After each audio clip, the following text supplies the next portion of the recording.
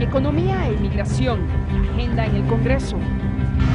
Venta de armas sin restricciones en Las Vegas.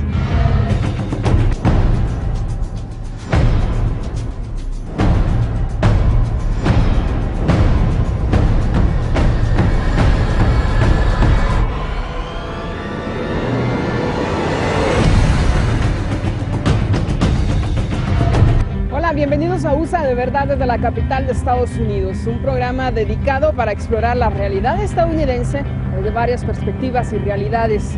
La tormenta Sandy le cambió la vida a cientos de personas que aún tratan de volver a la normalidad. Lo más difícil es que la ayuda del gobierno ha llegado a pausas y esa realidad generó la solidaridad de la comunidad entera.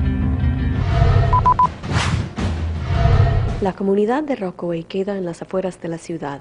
Aquí, los dueños adinerados de casas de verano comparten un espacio reducido con residentes entre los más pobres de la ciudad. Sandy fue la tormenta más grande de la historia del Océano Atlántico y la más fuerte de la historia de esta región. La noche en que todo ocurrió, salí hacia la entrada de la casa y pude ver que el agua comenzaba a entrar. El agua había subido tanto que sobrepasó el muro del patio y comenzó a entrar a la casa y se convirtió en una cascada impresionante. En ese momento, ninguna autoridad nos atendió. Cuando el gobierno y las grandes ONGs demoraron en responder, un grupo llamado Occupy Sandy se formó para enfrentar la crisis. Desde el día después de la tormenta, estos activistas han trabajado en centros comunitarios como este, ayudando con la limpieza y hasta organizando la provisión de servicios médicos y legales. Porque por 3 semanas después no había comida, no había agua, no había luz, no había nada. Ni nadie que nos ayudara. Solamente el policía pasando para atrás para adelante y no se paramos a ayudar a la gente. No había transportación, no había nada. Y otra vez te digo que si no hubiera sido por Occupy Sandy no sé dónde hubiéramos estado ahora mismo. Rápidamente las prioridades del Estado fueron muy claras, ¿no? Era patrullar o proteger propiedad privada. Pero no veíamos policías, ni Guardia Nacional, ni soldados bajándose de sus vehículos y recogiendo escombros o proveyendo servicios médicos. Lo que hemos visto una y otra vez por parte de las agencias gubernamentales y organizaciones como la Cruz Roja es que el peso de la burocracia dentro de esas organizaciones realmente no permite que hagan el trabajo que es necesario. El gobierno ha trabajado como en un nivel simbólico y nunca ha querido en los últimos 2 meses y medio realmente admitir la gravedad de la crisis y actuar de acuerdo a esa gravedad. Occupy Sandy surgió de Occupy Wall Street, un movimiento de base que atrajo atención internacional hace poco más de un año, ocupando un parque en Manhattan para protestar la desigualdad económica en el país. Realmente es un poco surreal pensar que hace un año estábamos todos nosotros siendo perseguidos y golpeados y encarcelados por la policía. En esos primeros días donde estábamos aquí, la Guardia Nacional, el Ejército, la policía, veían la efectividad del trabajo que estábamos haciendo y venían a donde nosotros a preguntarnos dónde debían estar actuando ellos, qué hacía falta, qué estaba ocurriendo, etcétera, ¿no? Según muchos residentes, Occupy Sandy ha sido más eficaz que el gobierno. La área completa ha cogido vida otra vez en los últimos par de meses, por eso porque Occupy Sandy vino y nos ayudó, no fue el gobierno. Rachel Lears, Telesur, Nueva York. Mientras unos se ayudan entre sí, hay otros que deben de hacerle frente a otra realidad. Millones de estadounidenses están de cara a un incierto futuro en el tema económico, con posibles recortes a programas de ayuda y pérdidas de empleo, lo que tendrá un gran impacto. Este es un momento muy difícil para los Estados Unidos, ya que existen millones de personas que corren el riesgo de perder sus empleos y pagos de beneficios. Existe un sentimiento de que en cualquier momento pueden rodar sus cabezas. Las familias más afectadas por la crisis corren mayor riesgo. Más de 2 millones de norteamericanos han pasado un largo periodo de tiempo desempleados y corren el riesgo de perder sus beneficios. El acuerdo alcanzado sobre el abismo fiscal a principios del año les otorgó una extensión de 1 año en relación con la ayuda financiera que reciben. No obstante, esa sigue siendo una solución temporal y el futuro sigue siendo incierto.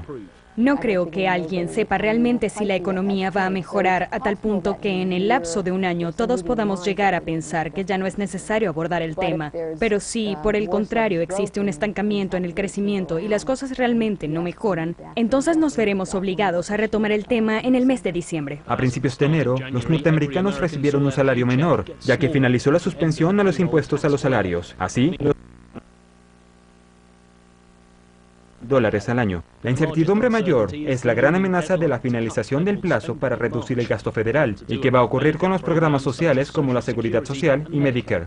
En su visita reciente a la ciudad de Washington, la directora gerente del Fondo Monetario Internacional, Christine Lagarde, señaló que era necesario el recorte de los subsidios para balancear los libros. Es obvio que los recortes son necesarios y que es una medida que debe ser tomada a mediano plazo.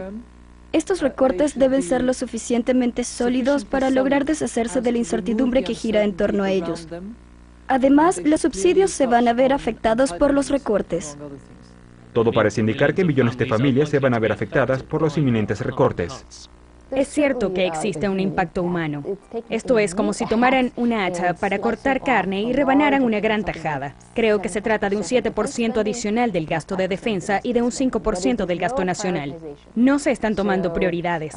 Esto traerá como resultado que el presupuesto del cual dispone el gobierno para realizar inversiones en áreas como la educación y protección ambiental sufra un recorte. Adicionalmente, los recortes pueden traer como consecuencia un mayor índice de desempleo y el recorte de los beneficios. A esto se le suma el que los legisladores permanezcan indecisos ante las decisiones que deben tomar. Estoy plenamente convencido de que el Congreso está atravesando un momento crítico y que esto va a traer como resultado que la situación siga empeorando, como lo hemos visto repetirse una y otra vez. Pero más importante que eso es el efecto que esta situación está teniendo sobre la confianza de los inversionistas en el plano económico, ya que no están seguros de lo que va a ocurrir con el ambiente fiscal y financiero en el futuro. Y esto ha traído como consecuencia que tengan dudas a la hora de realizar inversiones. Por ahora continúa la incertidumbre. Millones de personas en todo el país corren el riesgo de verse afectados por los recortes de los beneficios, el incremento de los impuestos o simplemente por lo difícil que resulta conseguir empleo. Este sin duda será un año muy difícil para la gran mayoría de los estadounidenses. Nick Harper para Telesur, Washington, D.C. Es momento de una pausa, pero al volver, el tema económico es prioridad para el Congreso, pero aún así, ¿podrán debatir una posible reforma migratoria? Ya regresamos con más de USA de Verdad.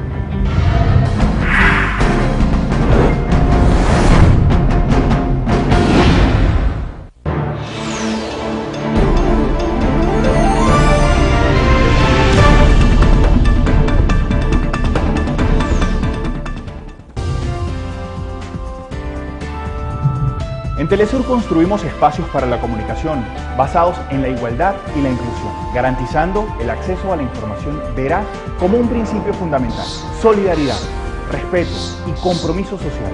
Esas son nuestras premisas para contribuir a la integración de nuestros pueblos. Telesur, nuestro norte es el sur.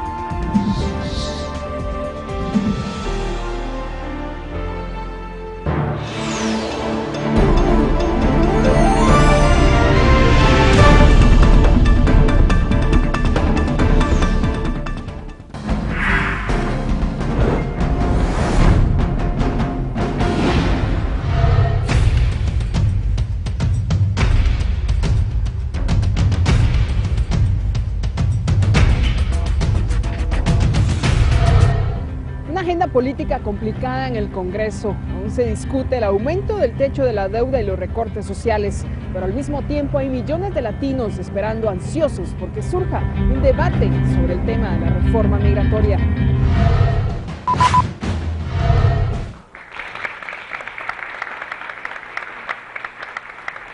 Las autoridades electas en los Estados Unidos están convencidas de que se debe abordar el tema relacionado con el sistema de inmigración del país.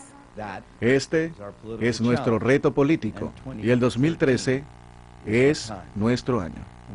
En el momento en el que podamos reparar el sistema de inmigración, podremos restaurar un pacto que reconozca que todos somos inmigrantes. El presidente de Estados Unidos, Barack Obama, ha dicho en varias oportunidades que es hora de realizar una amplia reforma de inmigración.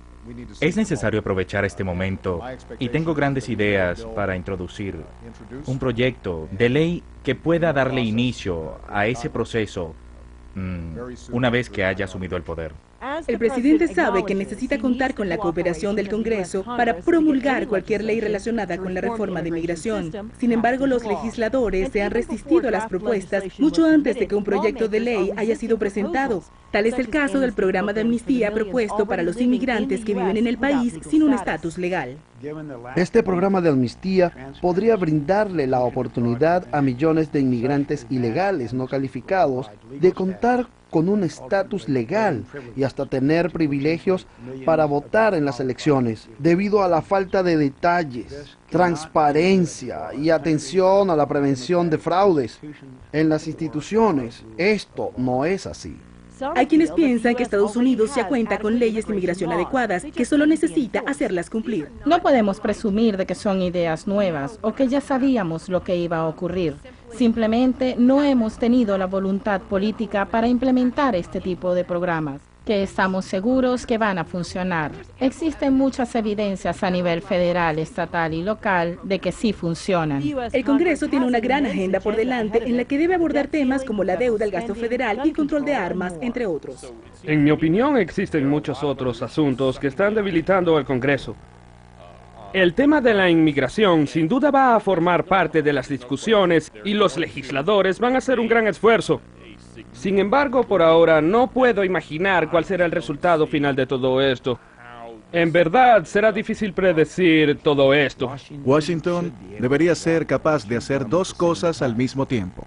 El Congreso tiene plena capacidad de promover una legislación responsable y al mismo tiempo una amplia reforma de inmigración. La Oficina de Censo indica que el número de los inmigrantes ilegales que viven en Estados Unidos se aproxima a 11 millones de personas, aunque hay grupos que señalan que esa cifra es mucho más grande. Pese a que no se han puesto de acuerdo sobre el número de inmigrantes, sí coinciden en que se debe empezar a hacer algo al respecto. El presidente Barack Obama ha dicho que la amplia reforma de inmigración tiene la necesidad de incluir ciertas reglas relacionadas con el repago de impuestos y el aprendizaje del inglés. Sin embargo, también ha indicado que todo depende de los ciudadanos norteamericanos, ya que son ellos quienes deben ejercer presión sobre sus representantes para que se puedan abordar estos temas junto con el resto de la agenda legislativa. Priscilla Huff para Telesur, Washington, D.C. Y mientras 12 millones de latinos esperan poder tener la oportunidad de regularizar su estatus migratorio, hay otras comunidades que se han formado a lo largo de los años aquí en Estados Unidos. Veamos el siguiente informe de Nina Potts. Ellos tienen un sueño, unificar su comunidad en dos continentes, en Etiopía, donde ambos nacieron, y aquí, en los Estados Unidos. Ambos también fueron víctimas del aislamiento y de la segregación social cuando pisaron por primera vez el territorio norteamericano. Esta misma historia se repite con los más de 300,000 ciudadanos de Etiopía que viven actualmente en la capital de la nación. Muchos de ellos sufrieron en carne propia el terror de la guerra civil en su nación y decidieron venir a los Estados Unidos como refugiados. No teníamos que nos ayudara ni que nos mostrara el camino. Vivíamos en nuestra propia ignorancia. Mi madre no tenía trabajo y no conocía el idioma. Mi padre se conformó con lo poco que podía tener. Permanecimos fuera del sistema hasta que tuve la oportunidad de ir a la escuela, que no fue sino hasta los 10 años cuando empecé a sentir realmente que estaba aprendiendo algo sobre la cultura de los Estados Unidos. Se afirma que el proceso de asimilación es más duro para los inmigrantes recién llegados. Sus esperanzas de vida en los Estados Unidos eran muy altas, pero sus posibilidades de hallar un empleo sin hablar inglés son muy bajas. He sido testigo del reto que se está presentando aquí. Durante los últimos 5 o 10 años hemos visto que la crisis de identidad ha sido mucho mayor que la que tuvieron que enfrentar aquellos que nacieron aquí. Tengo un gran número de amigos que nacieron en este lugar, que hablan y leen inglés y que incluso ahora están aprendiendo sobre derecho. Veo mucha pasión entre la nueva generación que nació en este país. Esta generación que se ha convertido en la primera, que ha tenido un mayor acercamiento a la cultura. Los etíopes representan la comunidad más grande de inmigrantes africanos en Washington y la mayor comunidad de etíopes en el continente americano. Según cifras de una encuesta reciente, 1 de cada 5 inmigrantes africanos en la capital de la nación es descendiente etíope. Una gran explosión de negocios y restaurantes etíopes han transformado todo este vecindario en algo llamado la Pequeña Etiopía. El surgimiento de esta área ha sido tan fuerte que se organizó un recorrido local de comidas en los mercados para presentarle a los visitantes la comida etíope. Los dueños de restaurantes etíopes comenzaron a mudarse a este vecindario y a su vez empezaron a comprar propiedades. De pronto empezaron a ver cómo se establecía toda esta feria de comida, a tal punto que nos dimos cuenta que se trataba de una especie de fenómeno. Una vez que el lugar tradicional de descanso para los inmigrantes etíopes se convirtió en un lugar de innovaciones culinarias, ríos de clientes comenzaron a llegar. Hace 10 años, estas calles se conocían como el Corredor de la Muerte, donde la violencia y los tiroteos formaban parte del día a día. Ahora, esta área se ha transformado en una zona de moda gracias, en gran medida, a toda la influencia ejercida por la gran comunidad etíope. Nina María Potts, para Telesur, Washington. Es momento de una pausa, pero al volver, en la ciudad del pecado, en Las Vegas, Nevada, las armas se venden sin ninguna restricción. Con más detalles al volver aquí en USA de Verdad.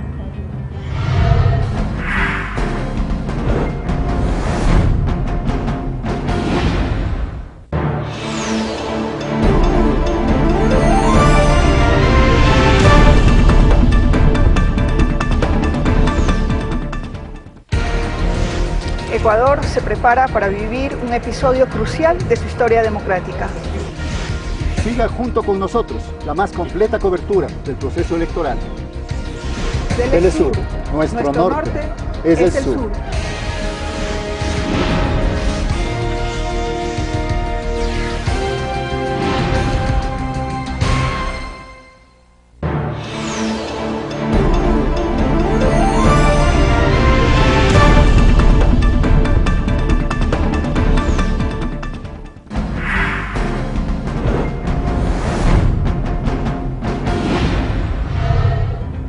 Gracias por continuar con nosotros.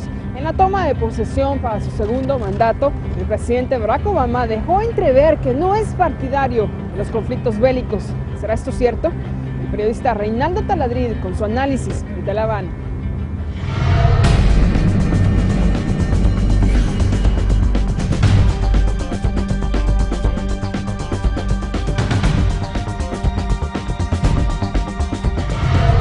Muchas gracias, Aurora, y un saludo a todos los televidentes de Telesur.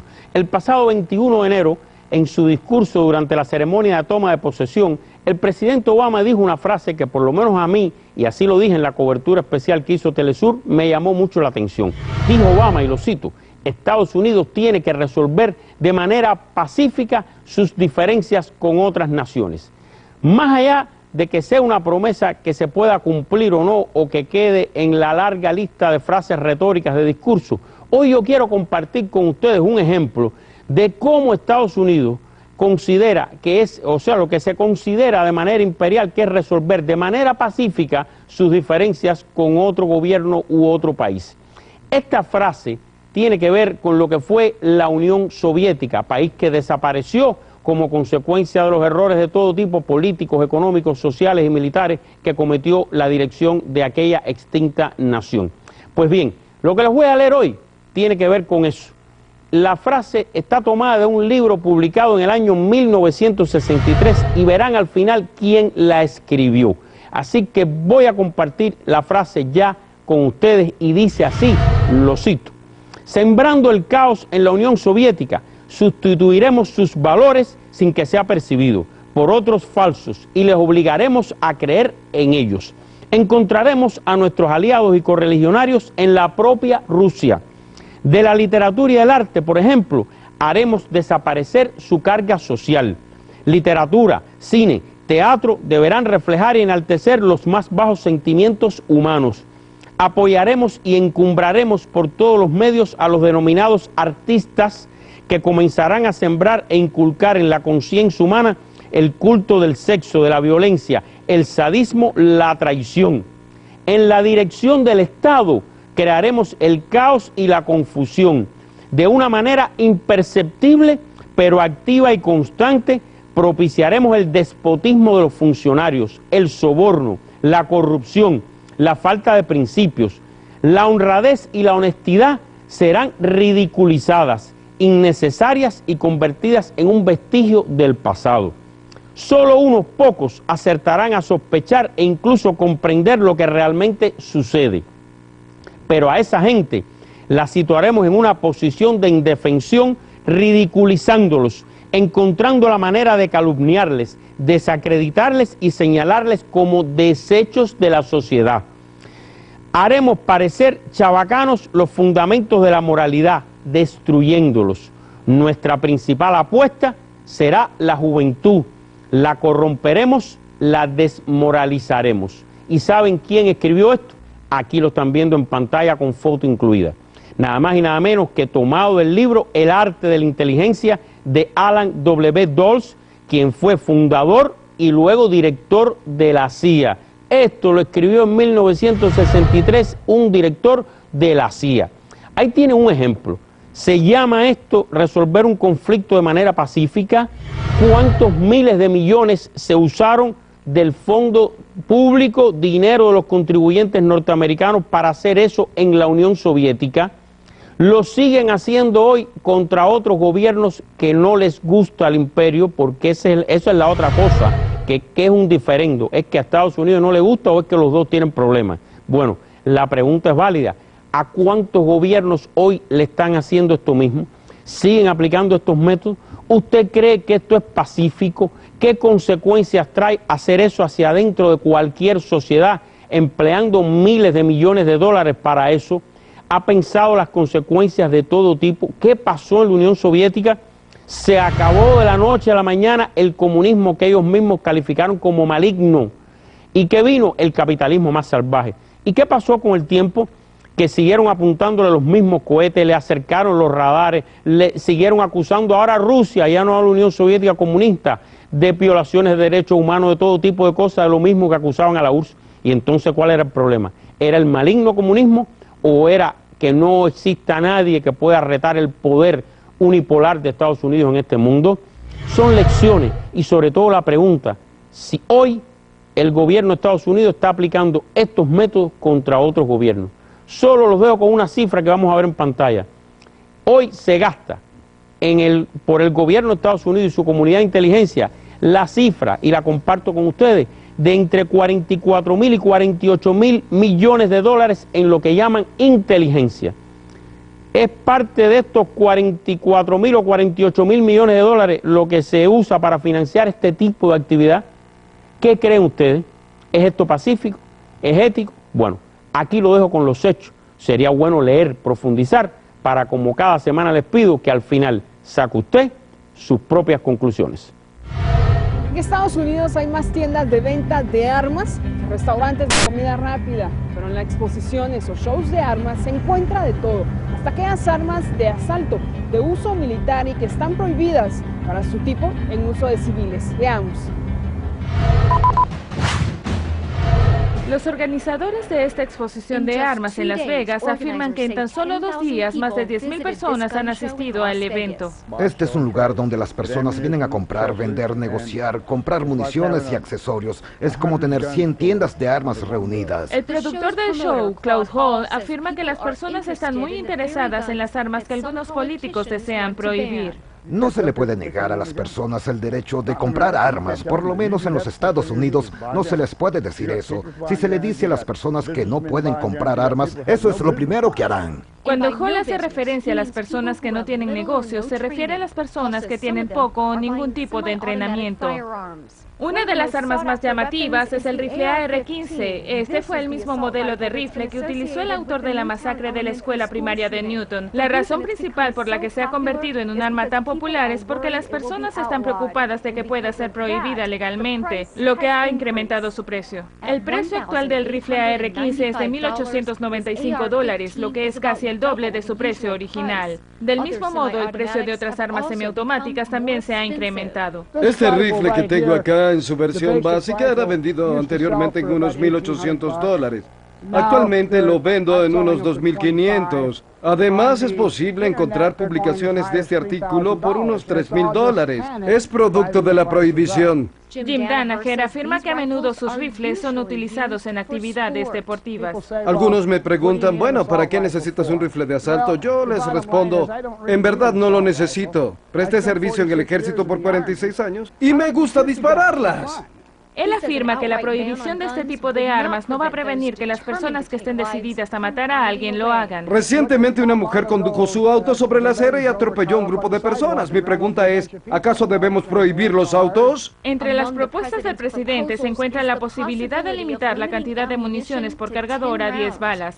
Los proveedores de municiones afirman que las personas están acaparándolas. Tengo unas cuantas pistolas y también unas cuantas revistas de armas. No me molestaría tener otras cuantas en caso de que el gobierno las prohíba. Las exposiciones de armas son como un muro de contención utilizado para detener un fenómeno llamado la fisura armada. Algunos vendedores privados venden armas a compradores privados y no necesitan contar con una verificación de antecedentes. No existe ningún tipo de problema con eso, ya que no va contra la ley. Pero un vendedor de armas autorizado sí debe contar con los antecedentes. Gary O'Neill está vendiendo su costosa colección privada. Desafortunadamente fui al médico y me dieron un mal diagnóstico. Debido a eso estoy vendiendo todas mis armas para que mi esposa no tenga que encargarse de ellas luego de mi muerte. O'Neill afirma que solicita a sus compradores la verificación de sus antecedentes penales. No obstante, él no está de acuerdo con que sean aprobadas nuevas leyes de armas. Este estaría prohibido. Su carga es de 30 balas. Existe otro punto que preocupa a los propietarios de armas y es el tema relacionado con la salud mental. Los vendedores de armas están preocupados porque se les prohíbe a las personas con diagnóstico de insalubridad mental comprar armas, y esto podría desmotivar a algunas personas a obtener la ayuda que necesitan. Esto me va a impedir ir al psiquiatra. Se supone que ellos deberían atenderte y curarte. Si tienes un resfriado, vas al doctor, y si tienes un problema mental, vas a donde un especialista en salud mental para que se encargue de ti. Y una vez que recibes el tratamiento, debes calificar de nuevo. Estos miedos y preocupaciones son los motivos por los que las personas están comprando cada vez más armas y municiones. Lizzie Mastis para Telesur, Los Ángeles. Hemos llegado al final del programa. Les invito a que nos escriban sus comentarios y sugerencias a nuestro correo electrónico usadeverdad@telesurtv.net y que visiten nuestra página principal www.telesurtv.net. Mi nombre es Aurora Samperio y los espero hasta una próxima entrega.